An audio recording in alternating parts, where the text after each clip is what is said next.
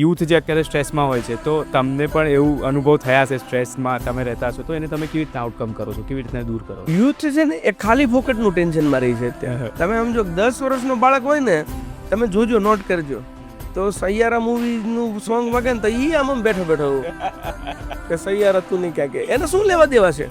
Correct. એનું ક્યાં breakup થયું? જો માનસિક સ્ટ્રેસ છે ને એ આધ્યાત્મિકતા સિવાય દૂર થાય છે. ફાઇનાન્શિયલ સ્ટ્રેસ આવ્યું કે કોઈ માનસિક સ્ટ્રેસ આવ્યું, બરાબર છે, તો એ સ્ટ્રેસને હું 5 મિનિટ આંખો બંધ કરી અને મારા ઈષ્ટને, મારા ગુરુને યાદ કરીશ અને મારા ગુરુએ કીધેલી પોઝિટિવ વાતોને યાદ કરીશ એટલે મારો સ્ટ્રેસ ઓટોમેટિકલી ઓછો થઈ જશે. તમારે કન્ટિન્યુ રોજે સવારે ઉઠી અને દેવ દર્શનની આદત રાખવી જોઈએ. મંદિરે જવું જોઈએ. ઓકે. જેનાથી તમારું માઇન્ડ નેગેટિવ ઉર્જાથી ડરશે. તમારું માઇન્ડ નેગેટિવ ઉર્જા કેચઅપ જ નહીં કરે.